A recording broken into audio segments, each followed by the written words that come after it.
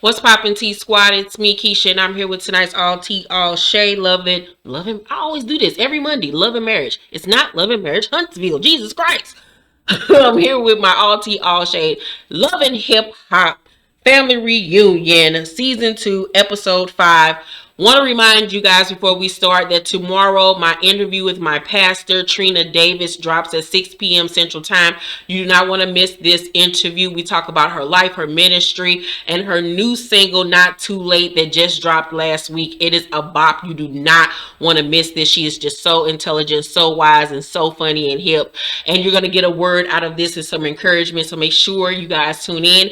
And this Friday at 6 p.m. Central Time, I am interviewing Cree from Growing Up Hip Hop. This is my second interview with her, and if y'all thought the first interview was good, you do not want to miss this second one.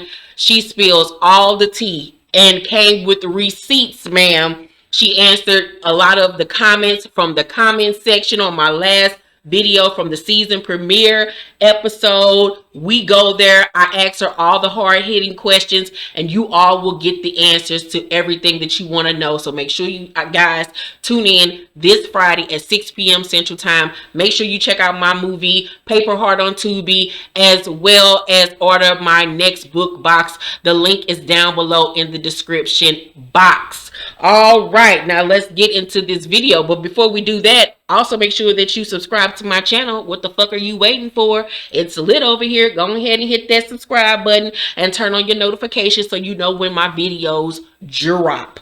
All right. So we start off tonight's episode with Mimi trying to stop Jonathan from leaving because, you know, in last week's episode, him and Erica got into it, and Erica basically accused him of not liking black people and them not being black enough, and I don't even realize when she became black, but all right.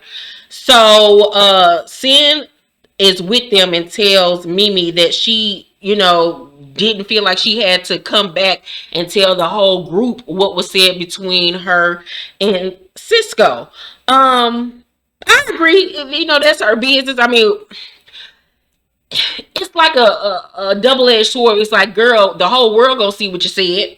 You know what I'm saying? After this shit is filmed, so why not just tell them what was said? But then again, you know, it's her prerogative. She can do whatever the fuck she want to do on some Bobby Brown type shit. So Jonathan also explains to Mimi why he has to leave, because, you know, people are trying to spin this narrative now that he's racist because he tried to equate him being gay to being, you know, African American or whatever. And he was like, you know, that could be damaging, and it very well can be damaging to your career. And that's not nothing to just fling out there so willy-nilly. I understood where he was coming from. Maybe it wasn't the best analogy, but I understood it, and I don't think that Jonathan is racist. So Mimi tells him that he needs to talk to Erica because that was the person that actually said it.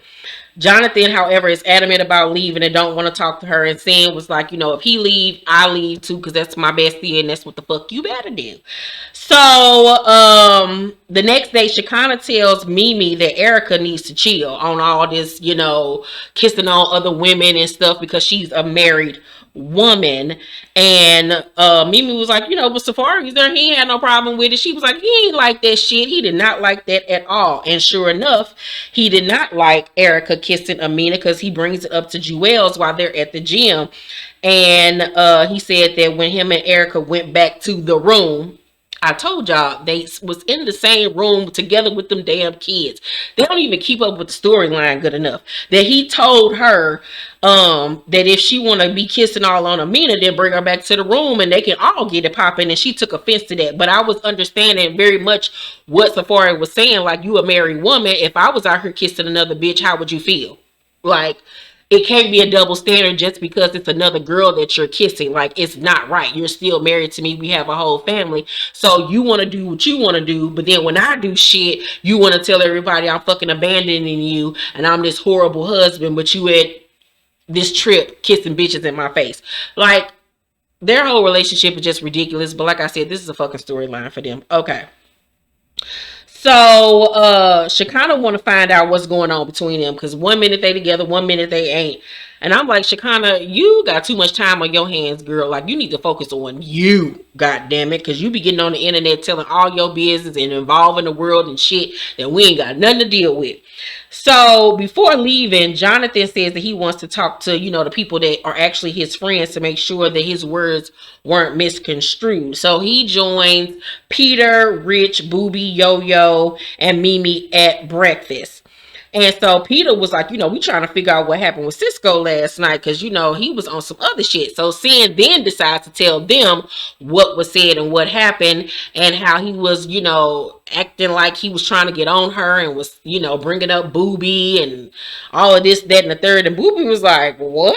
Like, huh? Like, I didn't even know that they even had any dealings in the past.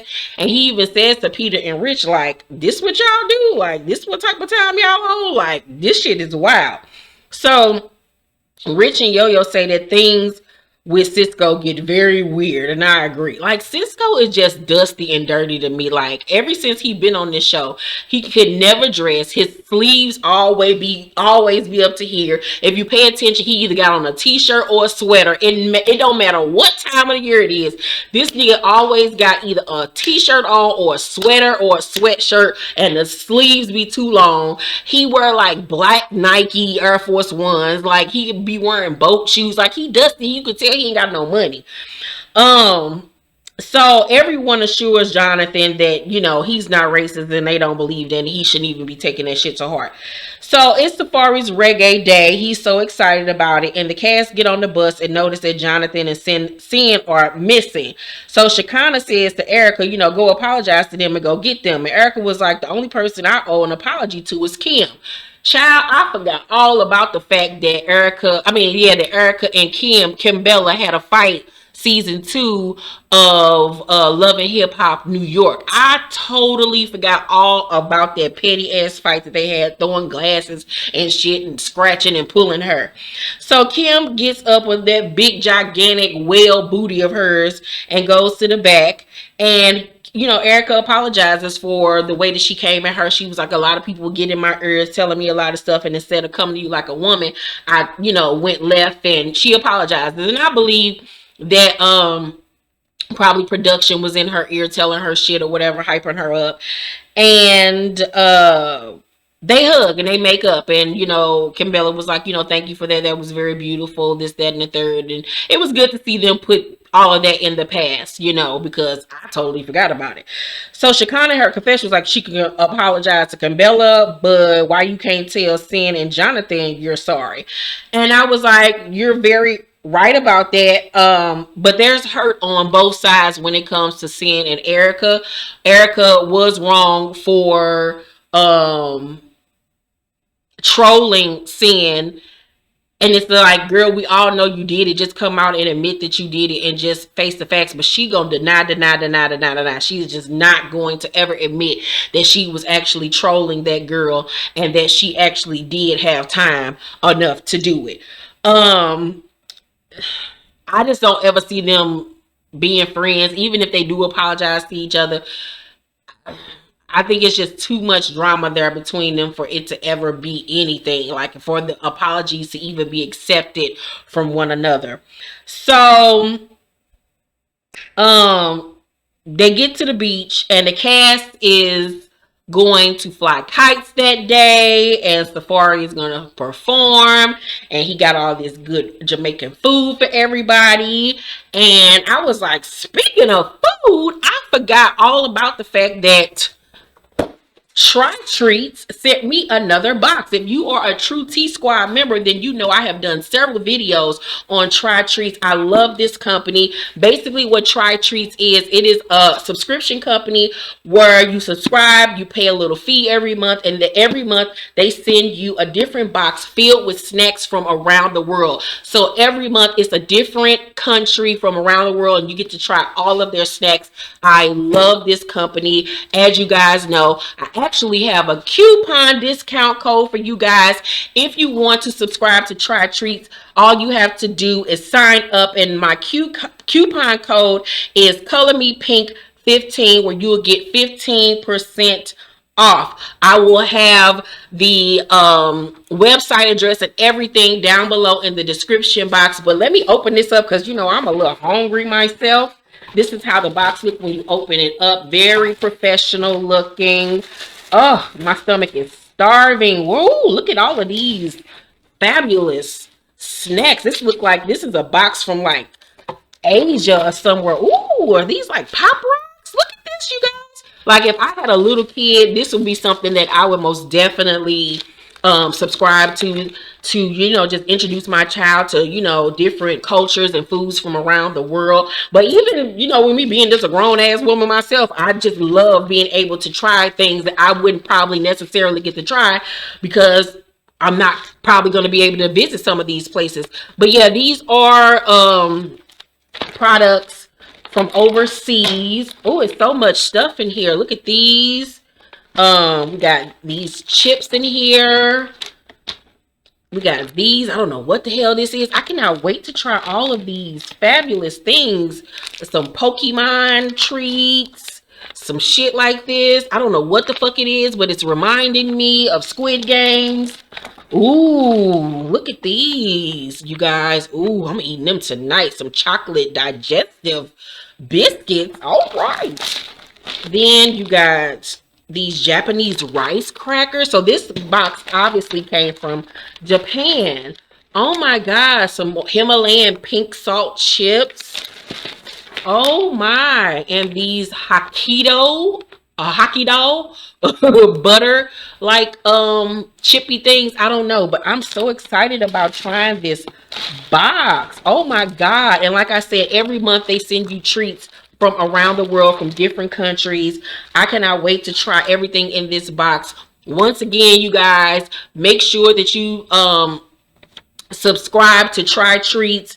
Their website address is www.trytreats.com slash subscribe if you want to subscribe. All of their social media information is down below. And remember that I have a Color Me Pink 15% discount code for you guys. Jesus, can't wait to eat these. I want to eat some now. Jesus, yes. But I'm gonna save it. I'm gonna save it. But anyway, back to the review. So John and Sin are at the hotel and trying to figure out if they gonna leave or they gonna stay. I'm like, y'all ain't going to fuck nowhere. Y'all up in their room kikiing and ordering fucking room service.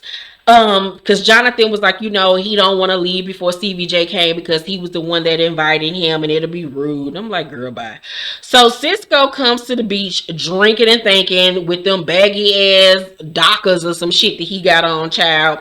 And Rich is just looking at him disgusted like, this nigga is a mess. And he slaps old boy drink out his hand. And Cisco told him, so what I do? And he was like, you don't even know. That's the problem. Like last night, dude, you was wilding. And you know, Rich in his confession was like, I've known this man for like 20 years. I know when he's spiraling out of control and he is in a dark place right now. And yeah, it's not a good look, sis. Like, please go get some help. So Shekinah goes in on the sex party to Erica, just basically saying like there was some devilish shit. Y'all need to get it together. And I'm like, Shekinah, you need to worry about your own pussy, bitch. Like, worry about you. Stop judging everybody. So Rich tells Cisco what happened the night before with him and Sin, and that now Booby knows what he was talking shit about him. And Cisco was like, it was a bad night. It was a bad night. And Rich was like, how many more nights of these are we gonna have? Like, you always making excuses. Like, you are a hotmess.com.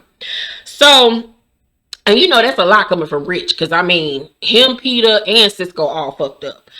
So Cisco tells me, I hate that it's so awkward. He was like, that's all you worried about? That it's awkward now between, even more awkward now between you and Sin. Like, Sin don't want your ass, nigga. So Shekinah was like, you know, we're going to do a self-healing tonight. And Erica was like, bitch, heal yourself first. I was like, Erica isn't wrong with that assumption, with that comment. So Shekinah was like, that bitch is the fucking Wicked Witch of New York. And so Erica then runs and jumps on her and starts humping her. And Shekinah was like, Safaree, get this girl off me. I ain't gay. I don't want that. You need to get that spirit up off you, child. I was hollering. So when the cast get back to the hotel, none other than Stevie J ass is in the pool waiting on them. And in his confessional, he says that, you know, his marriage is not good right now. You know, he filed for divorce and he Then he reneged on it and took it back. And then he embarrassed Faith online, calling her all kind of bitches and shit, and accused her of cheating in their house. And then she filed for divorce. So, child, it's just a mess. A mess. I still don't know why my girl married him. She had to been going through something. But hopefully the next album be popping, because y'all know Faith is in my top 5 singers of all time.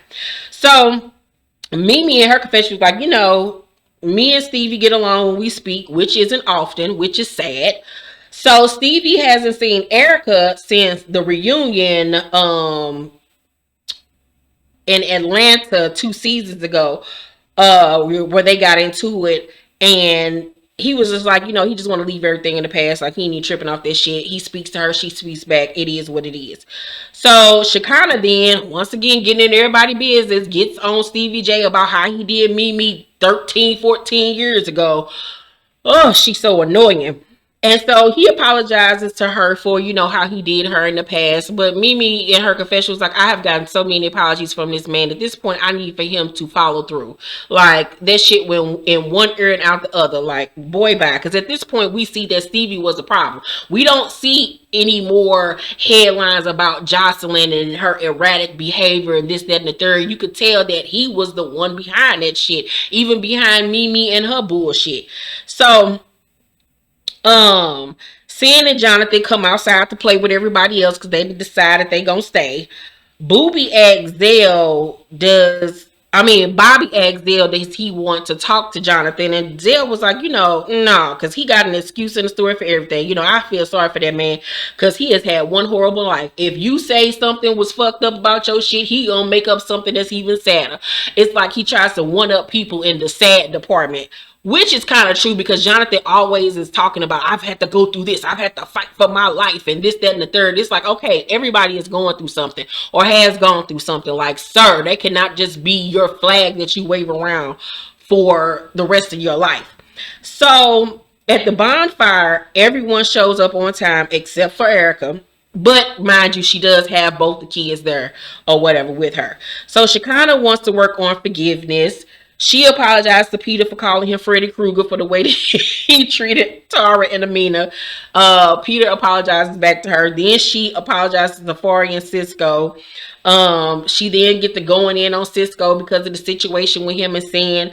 And Cisco was like, that's not what happened. And Sin was like, then what happened, Cisco? But of course, he don't want to go into all of that.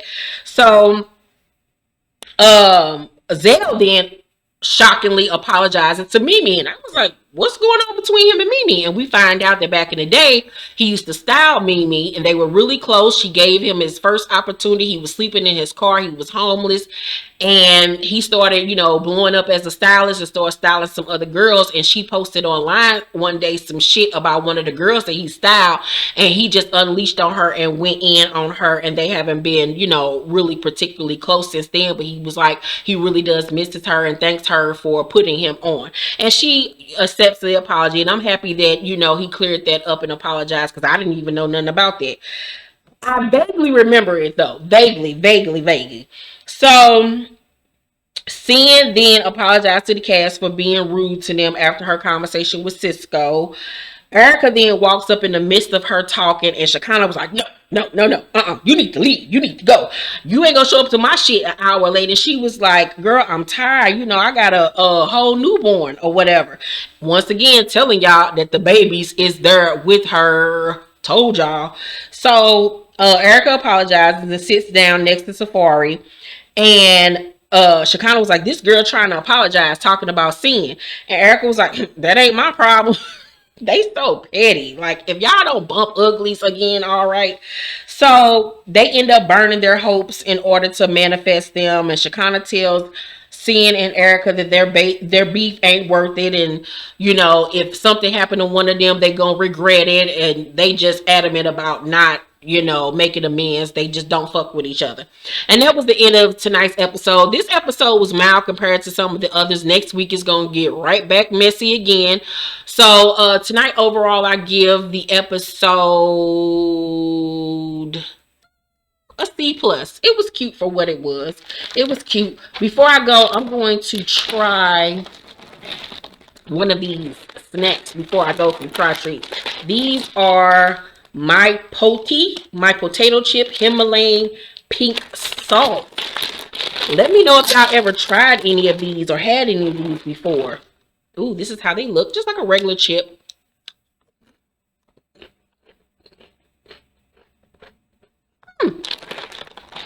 Very good. I like them. They taste just like a Lay's, pretty much. Now I want to try one of these biscuits before I go, so y'all can know how they taste. This is the Choco Digestive Biscuits. This is how it looks. Oh, and it comes in a roll. It's like a little wafer cookie. When you over there, they call they cookies and shit biscuits. It's good. Tastes like some shit we got over here in the States. Really, really good. I'm gonna be eating these tonight. So once again, you guys, make sure you head over to trytreats.com and subscribe so you can get you a box every month of these delicious treats from around the world. Use my code ColorMePink15 to get 15% off. You know, that's color me pink, PYNK, and then number 15, 15, and you'll get 15% off your first box. I love you guys. Thank you so much for watching this review. Make sure to thumbs up this video, like and subscribe, hit that notification bell button, and I will see you guys on the next one. I'm about to go eat my treats, y'all. Yeah, bye.